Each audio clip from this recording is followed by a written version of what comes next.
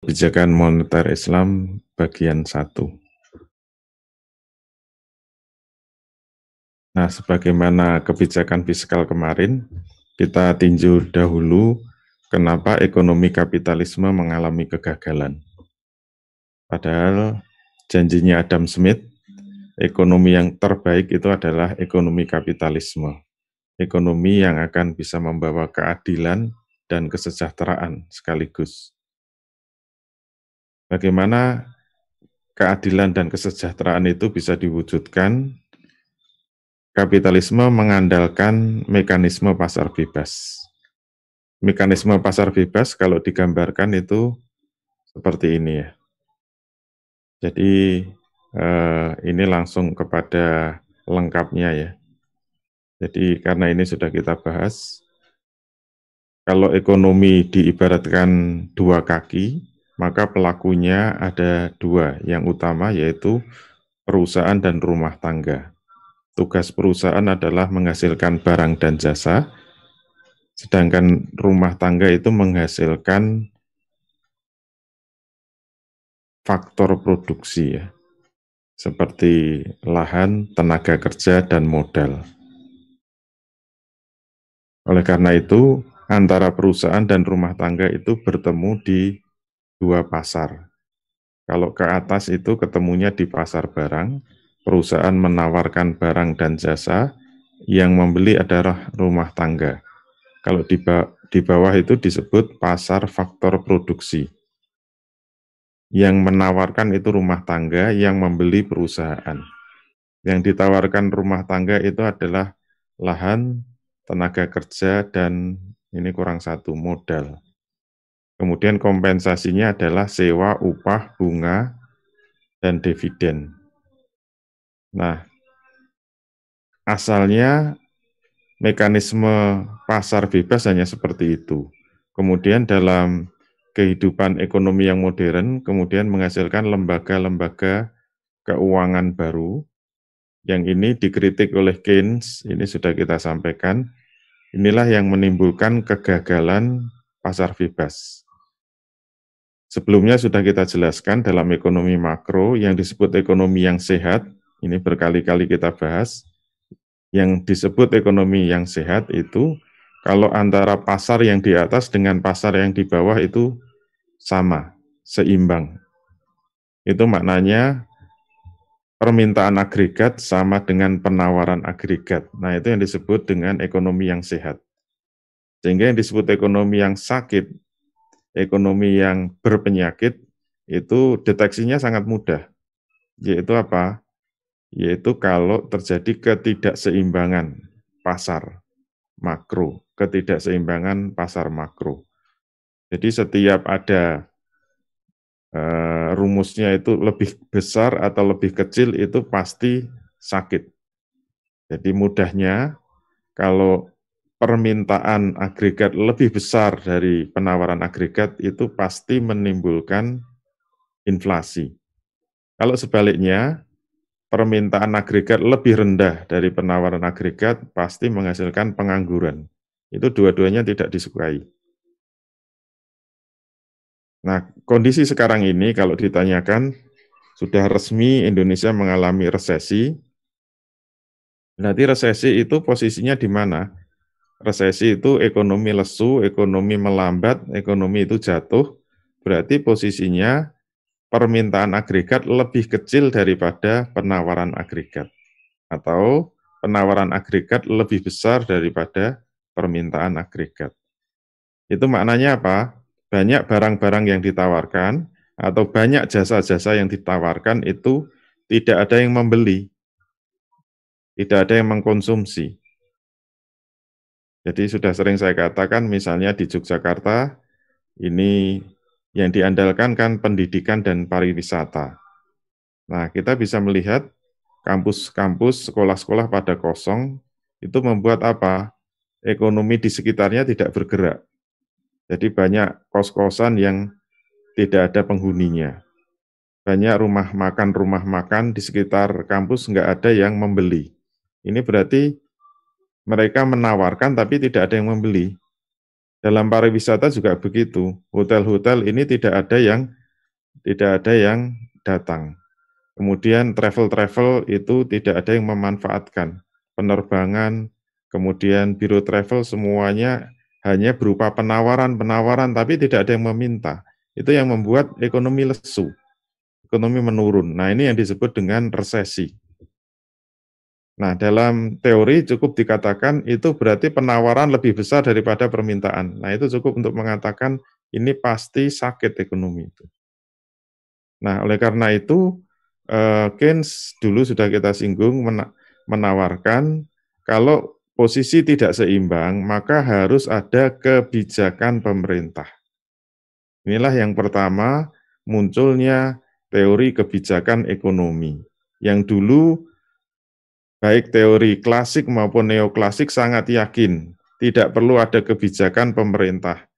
Biarkan mereka bebas, biarkan mereka berada pada mekanisme pasar bebas, keseimbangan ekonomi akan terjadi dengan sendirinya. Dan faktanya apa? Itu tidak pernah terjadi. Kata Keynes apa? Permintaan agregat selalu lebih rendah dari penawaran agregat. Kenapa? Jawabnya karena ada kebocoran. Jadi yang menyebabkan permintaan selalu lebih rendah daripada penawaran itu apa? Karena ada kebocoran. Nah, kalau kebocoran digambar itu penyebabnya apa? Nah, disinilah kita lihat. Ini ibarat tubuh manusia, aliran uang itu adalah aliran darah. Yang disebut sehat kan aliran darah ke atas dengan aliran darah ke bawah itu muter terus. Nah, ini disebut sehat. Tidak ada yang menetes, tidak ada yang bocor. Menetes saja bahaya, apalagi bocor, meluap itu namanya. Nah, kalau kita lihat gambar ini, kita lihat ada aliran uang yang tidak naik ke atas. Nah, ini kita lihat. Berarti dia akan menggumpal di sini. Dia akan berputar-putar di sini, tidak mau naik ke atas. Nah, ini secara mudah kalau kita dokter ngerti. Nah, sumber penyakitnya di mana? Di sini. Ini darah tidak mau berputar, tidak mau naik ke atas, ini pasti menggumpal. Ini kalau terus tertimbun terus, itu pasti nanti akan meledak. Nah, yang disebut krisis ekonomi itu terjadi ledakan di titik ini. Nah, secara mudah kita bisa mendeteksi. Nah, inilah yang disebut apa? Yang disebut bocor. Bocor, bocor, bocor. Nah, kemudian yang diandalkan oleh kapitalis apa? Dua kebijakan. Untuk mengatasi ketidakseimbangan ini karena kebocoran, kemarin sudah kita singgung, yaitu kebijakan fiskal. Sekarang kita lihat bagaimana secara diagram ya, ekonomi kapitalis itu mengatasi kebocoran dengan kebijakan moneter. Kita lihat apakah itu berhasil. Nah, kebocoran tadi digambarkan apa? Permintaan agregat selalu lebih kecil dari penawaran agregat. Karena apa? Kebocoran. Mungkin kalau masih kurang yakin, nah ini kan duitnya rumah tangga banyak berputar di sini, berarti kan banyak barang-barang dan jasa yang seharusnya duitnya itu naik ke atas, tapi malah dipakai muter-muter di pasar keuangan. Nah, di pasar keuangan duitnya muter di sini. Itu maknanya dia berputar di lantai bursa. Profesor John Gray dari Oxford University sampai mengatakan uang yang berputar di sini itu 95%. Uang yang berputar di sini 5%. Ini level dunia ya. Level dunia. Kalau Indonesia enggak. Indonesia itu karena kesadaran masyarakat untuk bermain di lantai bursa itu masih rendah. Kalau negara maju itu ya average-nya ya, rata-ratanya itu duit yang dipakai untuk diamankan atau disekuritisasi di bursa pasar modal itu 90%. Kekayaan itu disimpan dalam bentuk sekuritas. Itu 90%. pegangan duit cash itu 10%. Tapi kalau Indonesia itu kebalikannya. Mungkin yang main-main di sekuritas itu hanya 10%. Nah, kebanyakan lebih aman, tentram, nyaman, damai, bahagia, sejahtera itu kalau duit cash itu 90%. Makanya nanti kalau ada gejolak-gejolak pasar uang itu Indonesia tidak terlalu terpengaruh. 90% itu dari jumlah manusia, bukan dari jumlah uang ya. Karena walaupun 90% menyimpan uangnya dalam bentuk uang kartal ataupun uang giral, itu tetap duitnya sedikit-sedikit. 90% penduduk Indonesia itu di total paling jumlah duitnya berapa sih? Ustadz Supriyadi itu kalau ditanya duitnya berapa paling gitu.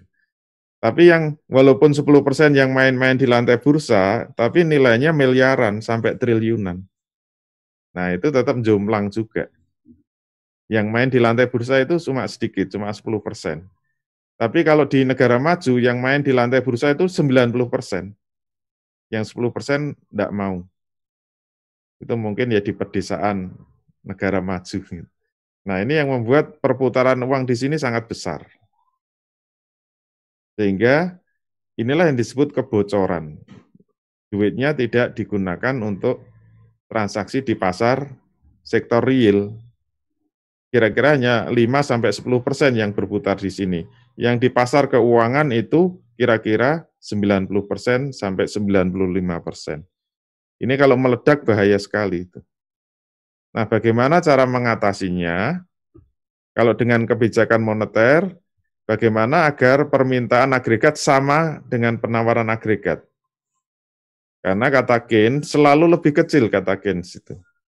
Permintaan agregat selalu lebih kecil daripada penawaran agregat. Nah, ini yang menimbulkan resesi ekonomi. Resesi ekonomi sekarang ini itu kalau digambarkan ya karena permintaan lebih rendah. Sekarang lesu semua. Bisnis apa saja nggak ada yang beli.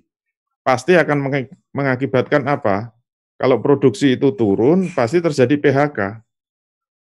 Sudahlah banyak PHK, ditambah undang-undang cilaka. Wah, cilaka betul itu. Kasihan rakyat Indonesia. Jadi mereka itu sudah istilahnya itu sudah jatuh tertimpa tangga gitu. Jadi nasib mereka itu sudah di ujung tanduk, karena mereka itu sudah banyak yang kehilangan pekerjaan, banyak yang di PHK, kemudian ditambah dengan undang-undang cilaka. Maka mereka merasa marah besar kemarin itu demo besar-besaran. Karena apa? Karena sudah jatuh tertimpa tangga. Masa depan mereka itu madesu, masa depan suram gitu.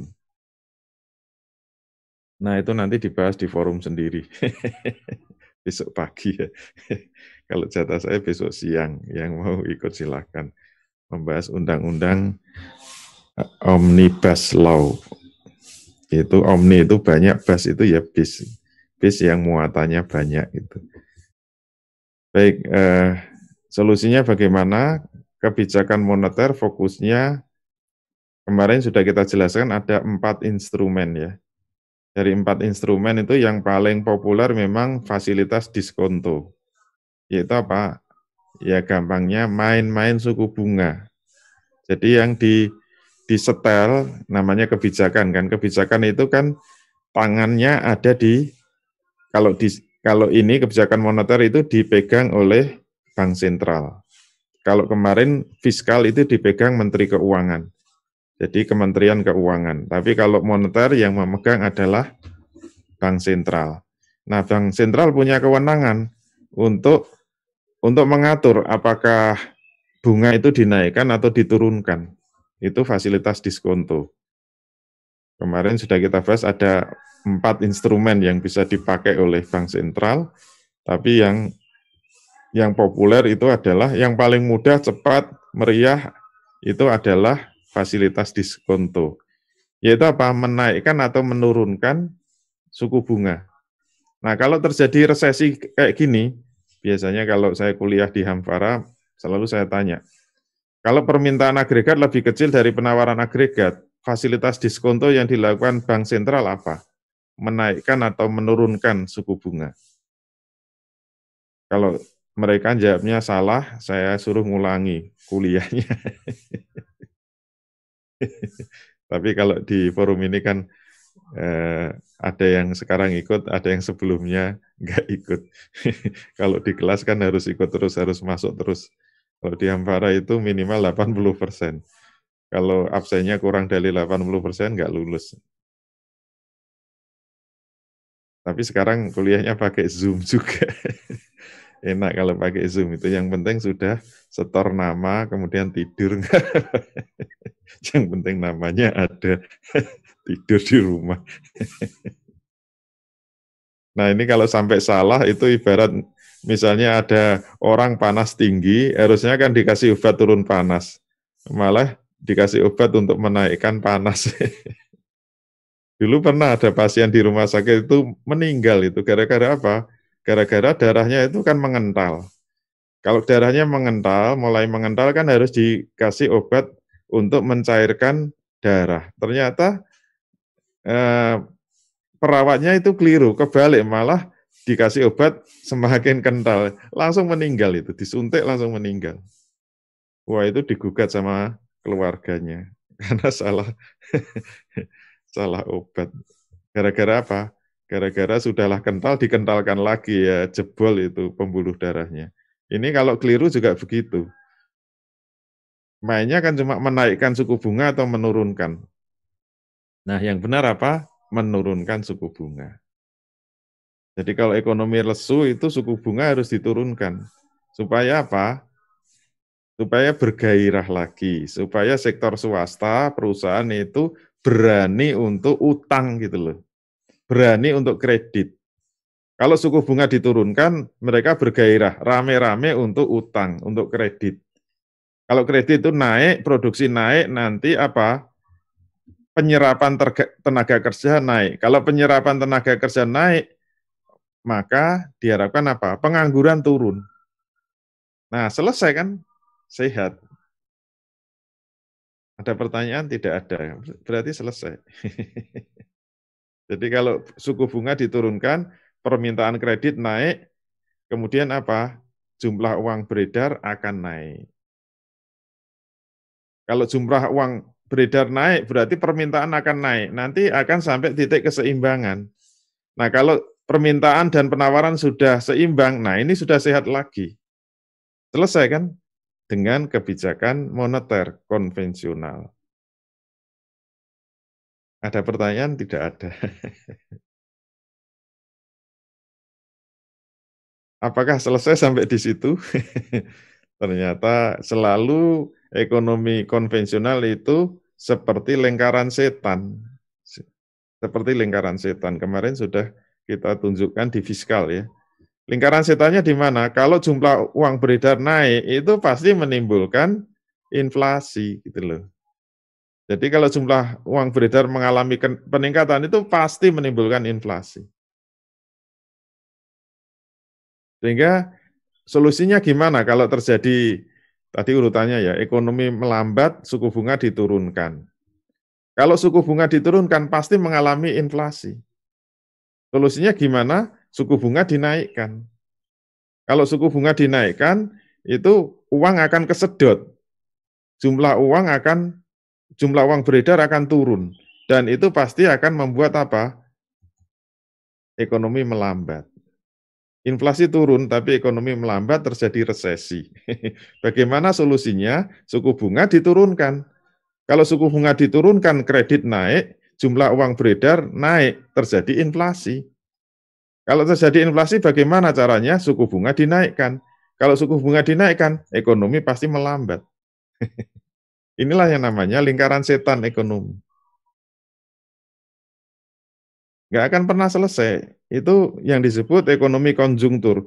Ya ekonomi itu naik turun. Yang disebut ekonomi memanas, terjadi inflasi itu maknanya naik, pertumbuhan ekonomi naik, terjadi penyerapan tenaga kerja, produksi naik, pasti ada titik puncaknya, meledak, terjadi krisis, nanti jatuh turun resesi sampai titik tingkat bawah. Nanti dinaikkan lagi, nah itu namanya gelombang konjungtur.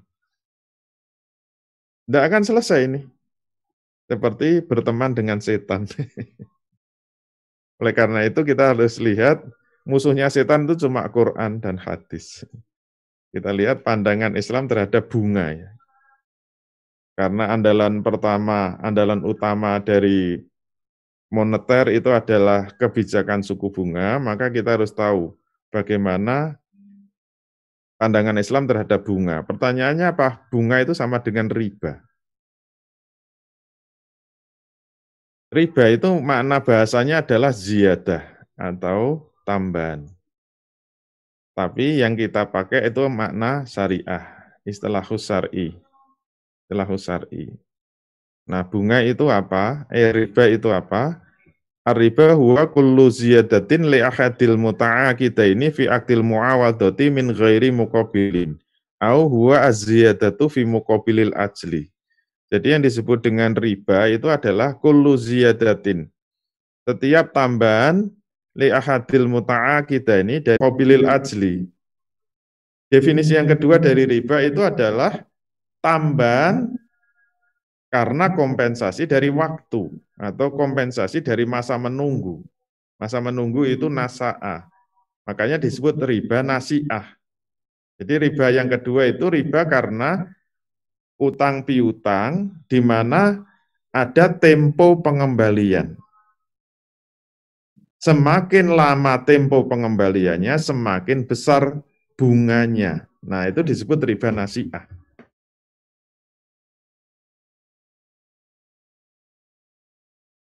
Terus kenapa ada istilah riba fadl? Ini dalilnya, ini yang kita kaitkan dengan apa? Pembahasan kita nanti. Ini dalil pertama. Azabu bizabi wal fiddatu bil fiddati wal burru bil burri wa sa'iru bis sa'iri wa tamru bit tamri wal milhu bil milhi mislan bi mislin sawaan bi sawain yadan bi yadin. Fa idza ikhtalafat hadhihi asnafu fa bai'u kaifa si'tum idza kana yadan bi yadin. Jadi Nabi mengatakan emas ditukar dengan emas, perak dengan perak, gandum dengan gandum, juwawud dengan juwawud, korma dengan korma, garam dengan garam, mislan bimislin. Sejenis dengan sejenis, sawaan bisawain, harus sama dengan sama, yaitu takarannya sama atau timbangannya sama. Dan yadan biyadin, harus dari tangan ke tangan. Faidah talafat hadihi asnafu, kalau berbeda jenisnya, fabai'u kaifasitum, maka jualah sesukamu, idza kana yadan biyadin. Asalkan dilakukan dengan yadan biyadin, tangan ke tangan. Nah, inilah yang disebut hadis yang berkaitan dengan riba fadl. Jadi menurut hadis ini, kalau emas ditukar dengan emas, perak dengan perak, gandum dengan gandum, juwawut dengan juwawut, korma dengan korma, garam dengan garam. Nah, ini yang disebut dengan barang ribawi. Jadi barang ribawi itu ada 6. Maka barang ribawi dengan barang ribawi yang sejenis kalau ditukar itu timbangannya harus sama. Misalnya kurma 1 kilo, walaupun kurma jenisnya itu bagus, misalnya kurma Nabi, itu harganya bisa 200.000 per kilo, ditukar kurma biasa, itu harganya paling cuma 20.000 per kilo. Kalau ditukar, enggak boleh 1 kilo dapat 10 kilo. Itu ada perbedaan 9 kilo. Nah, 9 kilo itu namanya tafadul. Itu namanya kelebihan yang menghasilkan riba fadl. Itu haram hukumnya. Jadi kalau ada kurma jenis bagus, ditukar kurma jenis jelek, ya 1 kilo dapat 1 kilo. Kalau beda itu menimbulkan riba fadl. Tetapi kalau beda jenisnya, misalnya kurma dengan gandum, kalau ditukar boleh suka sama suka. Syaratnya apa? Yadan biyadin. Dari tangan ke tangan. Itu istilahnya harus kontan dan di tempat. Nah, berarti baik tukar-menukar yang sejenis maupun tukar-menukar yang tidak sejenis itu harus kontan dan di tempat. Ini hadis aslinya. Masih ada hadis berikutnya Dia bertransaksi dengan Tolhah bin Ubaidillah di Mekah sebesar 100 dinar. Kemudian Tolhah mengambil uang emas tersebut dan mulai dilihat-lihat darinya. Kemudian Tolhah berkata, "Tunggu ya sampai datang bendaharaku dari hutan." Saat itu Umar bin Khattab mendengar, kemudian langsung ditegur, "Demi Allah, dia tidak boleh berpisah kecuali dia bisa mendatangkan uang tersebut." Karena Rasul telah bersabda, "Azabu bil fiddati riba illa ha'a wa ha'a." Menjual emas dengan perak mengandung riba kecuali kontan. HA wa HA itu dari tangan ke tangan. Cash and carry. Redaksi yang lain, azabu bil wariki riba illa HA wa HA. Menjual emas dengan uang perak itu adalah riba kecuali dengan kontan. Nah, karena ada hadis yang menyebut warik, ada juga rikoh, ada juga dirham, kadang-kadang disebut dinar. Nah, inilah yang membuat ulama menyimpulkan bahwa ini mengandung ilat. Ilatnya digali dengan ilat istimbatiyah istilahnya. Yaitu apa? Ternyata emas dan perak yang dimaksud dalam hadis-hadis ini adalah emas dan perak yang memiliki sifat dua, yaitu apa? Memiliki sifat nukudiyah dan samaniyah. Yaitu apa? Memiliki sifat sebagai mata uang dan memiliki sifat karena dia memiliki harga, karena bisa digunakan untuk jual beli. Karena ada dua sifat yaitu nukudiyah dan samaniyah inilah kemudian bisa dikiaskan kepada mata uang kertas. Oleh karena itu mata uang kertas yang sekarang ada baik rupiah, dolar, ringgit, euro, yen, ya, yen nono, yen nono duite. Jadi teman saya pernah dikasih upah itu dalam bentuk uang yen ya. Ternyata yen nono duite, jadi nggak dibayar-bayar karena pakai mata uang yen. Jadi jangan mau ya kalau dibayar pakai yen, nanti yen nono duite.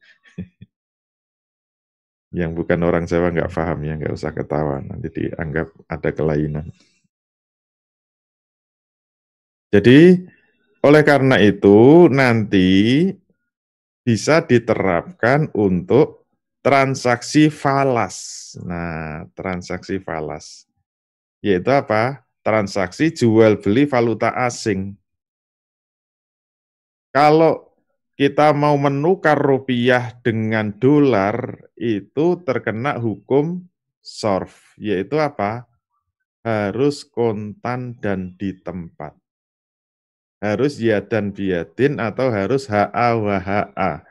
Kalau tidak dilakukan secara kontan dan di tempat, maka terkena riba, yaitu apa? Riba fadl. Kalau Imam Syafi'i memberikan istilah khusus, riba ini bukan riba fadl, tapi riba yad, riba tangan.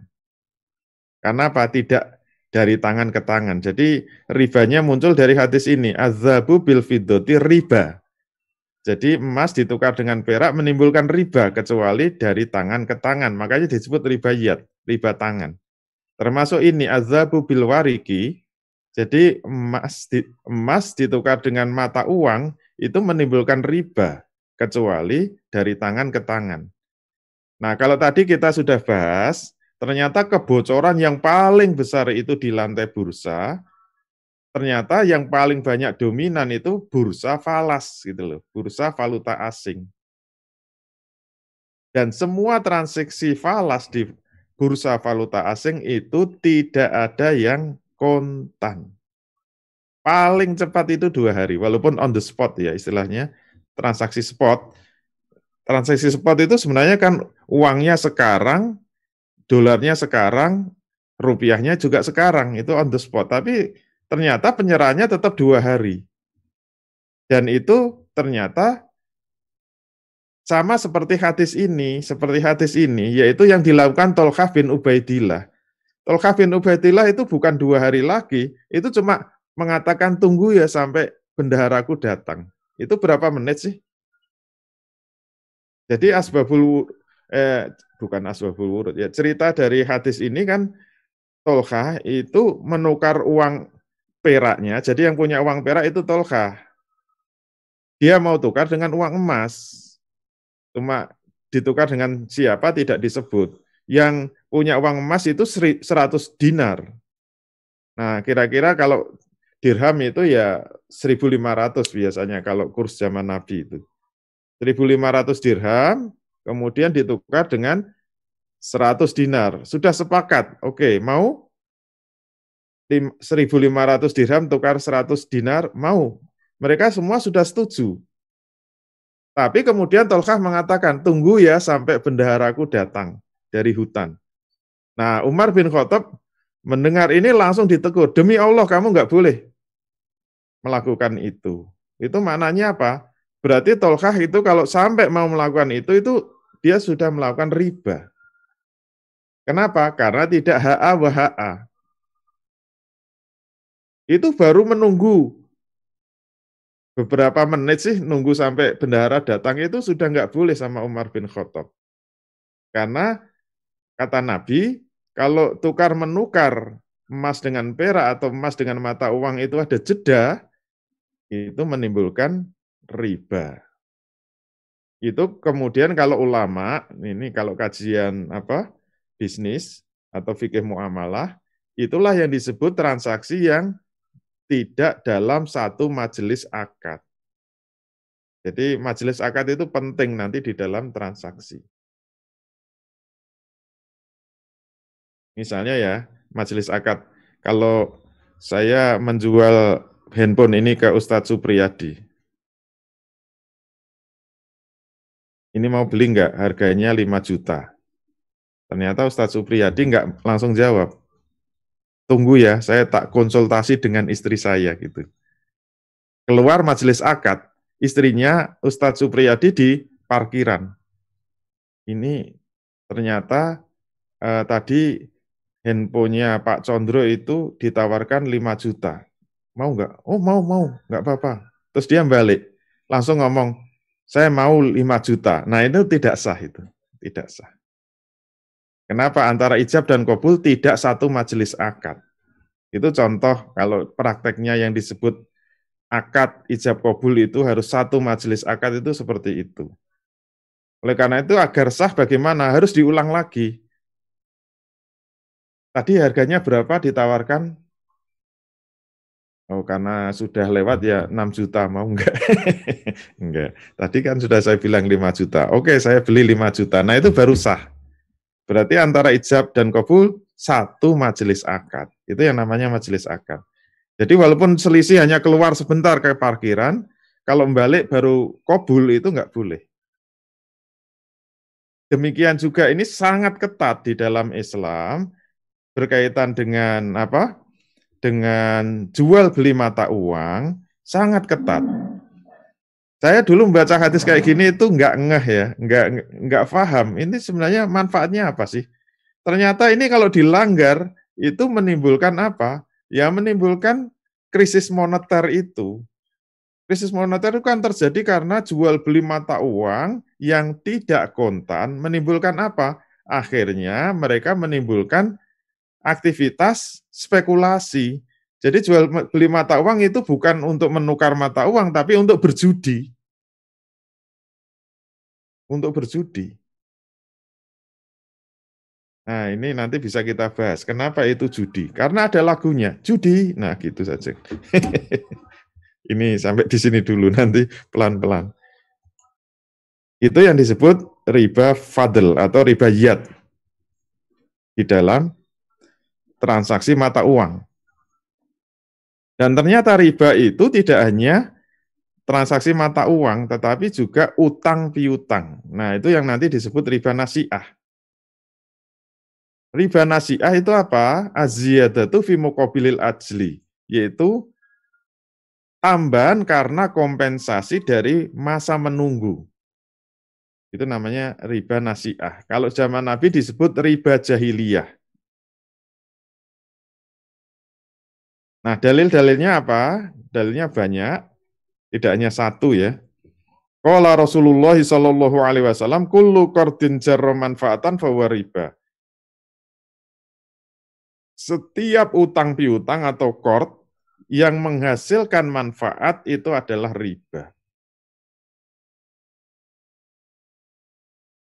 Kadang-kadang tidak disebut riba, disebut hadiah. Hati-hati ya. Idza aqrada fala ya'khudz hadiyatan. Jika seseorang memberi pinjaman, maka janganlah mengambil hadiahnya. Ini contohnya apa? Memberi pinjaman itu menabung di bank. Menabung di bank itu sebenarnya memberi pinjaman. Karena kan ditulis apa? Ditulis kredit kan, kalau kita nabung. Kalau ngambil ditulis debit. Berarti kan kredit dan debit itu berarti kan utang piutang. Berarti kalau kita masukkan uang di bank itu maknanya apa? Memberi pinjaman. Maka hati-hati kalau rekening kita nanti di apa? Rekening kita diundi dapat mobil. Nah, itu mobil riba. Jangan sujud syukur dulu. Itu mobil membawa ke neraka. Terus istilah nasiah dari mana? Dari sini. Riba, fin nasiah. Riba itu bisa muncul dari masa menanti. Makanya disebut riba nasiah. Ala innama riba fin nasiah. Ingatlah, sesungguhnya riba itu bisa muncul dari masa menanti. Itu namanya riba nasiah. Kemudian hadis berikutnya, ternyata manfaat tidak harus dalam bentuk uang, bisa dalam bentuk barang. Dari Abu Burdah bin Abi Musa, aku datang ke Madinah dan bertemu dengan Abdullah bin Salam. Dia berkata, innaka bi artir riba biha fasin. Idza kana laka ala rajulin hakun fa ahda ilaika khimlati benin au khimla sa'irin au khimla qattin fala ta'khudhu fa innahu riba. Kamu hidup di dalam sebuah negeri di mana riba tersebar luas. Karena itu, jika salah seorang berutang kepadamu dan dia memberikan sekeranjang rumput, atau sekeranjang gandum, atau sekeranjang jerami, janganlah kamu terima, karena itu adalah riba. Ini yang hati-hati kalau bertetangga ya. Ibu-ibu, hati-hati. Kalau misalnya tetangganya utang 1 juta, kemudian nanti dibayar 1 juta, biasanya kan membawa semangkok sayur. Nah, itu semangkok sayur riba. Janganlah kamu terima, karena itu riba. Atau sekeranjang buah, itu buah riba. Nah, yang lebih lengkap ini, hadis ini, lebih lengkap lagi. Ar-rajulu minna yukridu akhahul mala, fahyuhdilahu. Qala Rasulullah sallallahu alaihi wasallam, "Idza aqrada ahadukum qardan fahdalahu au kamala ala dabbati fala yarkabha wala yakbalhu illa ayakuna jara bainahu wa bainahu qabla zalik."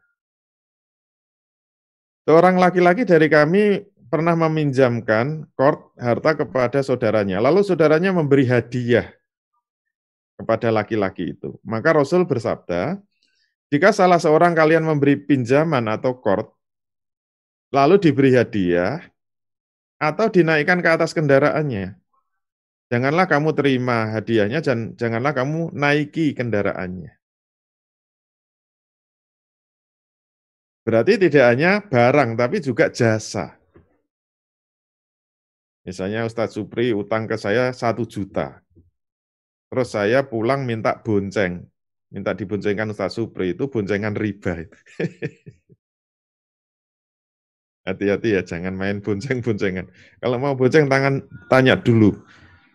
Kamu punya utang sama saya enggak? Kalau punya utang berarti itu boncengan riba. Tapi jangan khawatir, masih ada istisnanya. Ini ada istisnanya, yaitu apa? Illa ayyakuna jara bainahu wa bainahu qabla zalik. Kecuali hal itu sudah biasa berlangsung sebelumnya. Alhamdulillah. Berarti kalau sudah biasa bonceng-boncengan, kalau ada utang bukan riba. Sudah biasa saling memberi sayur, sudah biasa saling memberi buah, itu bukan sayur riba. Nah, pengecualian ini justru menjadi penegasan bahwa yang disebut riba itu tambahan murni dari utang piutang.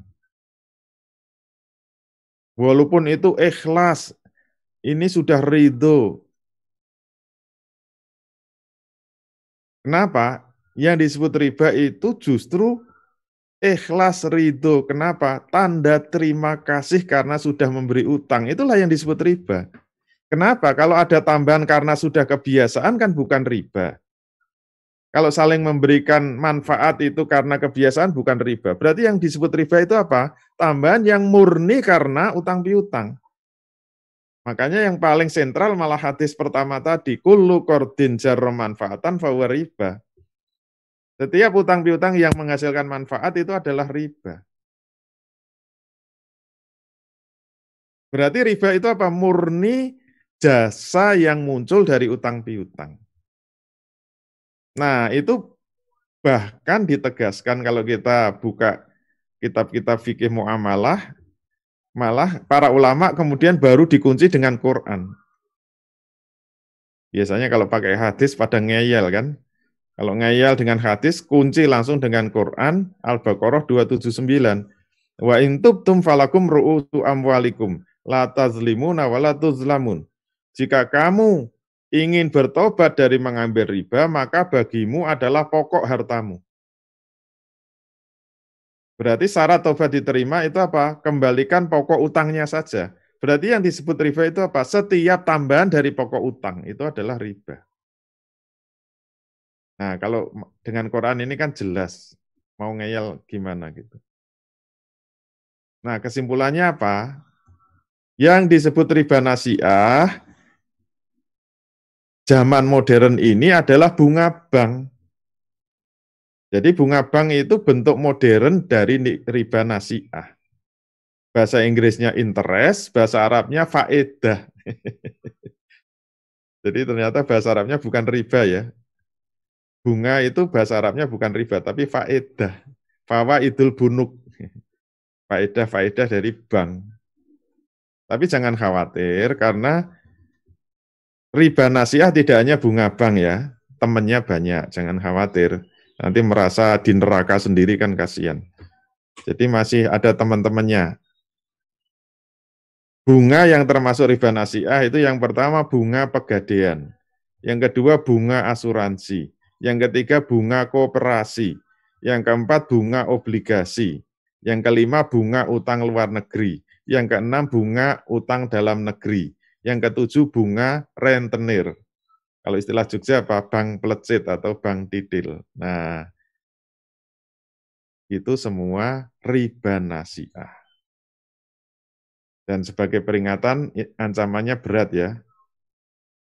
Kalau sistem ekonomi tidak segera mencabut bunga, silahkan menikmati neraka. Ancaman pertama dari hadis Nabi. Qala Rasulullah sallallahu alaihi wasallam, dirhamur riba ya'kuluhur rajulu wa huwa ya'lamu as-saddu min sittatin wa salasina zanzatan. 1 dirham dari riba yang dimakan oleh seseorang, 1 dirham itu sekarang paling 70.000. Dan dia tahu bahwa itu adalah riba, dosanya lebih berat dari 36 kali berzina. Nauzubillah min dzalik. Zina itu sudah dosa besar. Padahal sekali zina berapa? 80 juta kan tarifnya. Mahal kan itu. Wong celana dalamnya aja 50 juta, apalagi zinanya 80 juta. Kok iya tahu. Pengamat politik ternyata. Lah itu cuma 70.000 lebih berat dari 36 kali berzina. Apalagi kalau utang rumah kan, utang rumah bunganya berapa? Kredit rumah, kredit mobil bunganya berapa?